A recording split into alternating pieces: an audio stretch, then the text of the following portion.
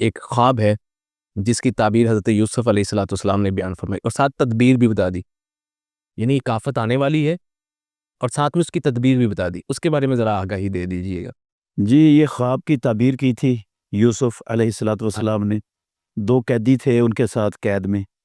ان میں سے ایک نے یہ خواب دیکھا تھا کہ 7 موٹی تازی گائیاں ہیں، 7 دبلی پتلی اور کمزور گائیاں ہیں۔ وہ کمزور گائیاں بڑی گائیوں کو کھا گئیں اور ان کو خاتمہ کر دیا ان کا۔ تو یوسف علیہ الصلوۃ والسلام اللہ کے نبی تھے اور انہوں نے یہ تعبیر کی، اللہ رب العالمین کی وحی سے یقیناً تعبیر کی ہے انہوں نے،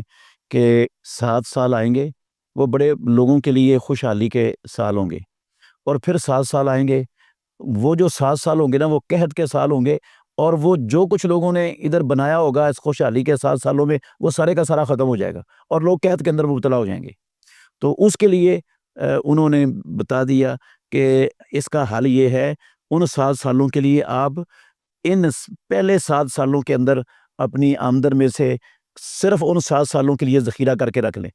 بڑے بڑے گودام تیار کیے انہوں نے، اور اس کے اندر وہ چیزیں خوراک جو ہے نا وہ غلے کو خوشے میں ہی رہنے دیا جائے، خوشے میں رہنے دیا اور وہ ذخیرہ کر دیا اور وہ محفوظ ہو گیا۔ پھر جب قحط کے 7 سال آئے تو پھر انہی خزانوں سے گوداموں سے وہ نکال کر لوگوں کی ساری ضروریات جو ہے وہ پوری کر دی گئی۔ یعنی مفتی صاحب قرآن مجید فرقان حمید ہماری رہنمائی کرتا ہے اس بارے میں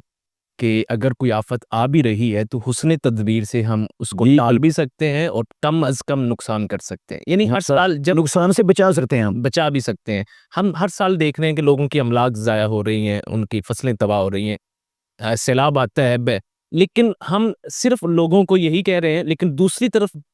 کہ بھائی اس کے لیے ہمیں کیا تدابیر اختیار کرنی چاہیے، خصوصاً حکمران طبقہ جن کے پاس وسائل موجود ہیں، کتنے نئے ڈیمز بنائے، اس کے بارے میں بہت کم جو ہے وہ شعور اجاگر کیا جاتا ہے۔ ڈاکٹر صاحب یہ بات حقیقت ہے، جب سیلاب آتا ہے ہم لوگوں کے ساتھ تعاون کرنے کے لیے نکل پڑتے ہیں، فنڈ مانگتے ہیں، لوگوں کے اوپر خرچ کرتے ہیں، سارا کچھ ہوتا ہے۔ یہ تو اصل اس کا حل نہیں ہے۔ وہ ٹھیک ہے تعاون ہونا چاہیے، مصیبت زدہ لوگوں کی مصیبت میں کام آنا چاہیے، یہ ہمارے دین کا ہم سے تقاضا ہے، اخوت اسلامی کا تقاضا ہے کہ ہم مصیبت میں اپنے بھائیوں کے ساتھ، ہر قسم کی مصیبت میں ان کے ساتھ کھڑے ہوں، ان کی مصیبت کو، ان کے دکھ کو اپنا دکھ اور اپنی مصیبت سمجھیں، اور جتنا ہم ان کی مصیبت کو کم کرنے کا اختیار رکھتے ہیں اس کو کم کرنے کی کوشش کریں۔ یہ ٹھیک ہے بات، لیکن یہ والا حل نہیں ہے۔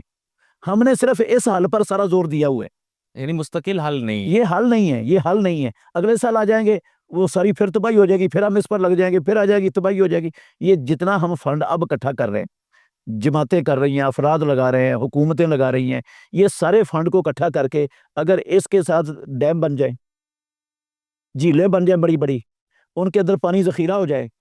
اور یہ بندوبست ہو جائے، تو یہ تو ملک کے لیے اور قوم کے لیے یہ دوبارہ یہ نوبت آنی نہیں تھی،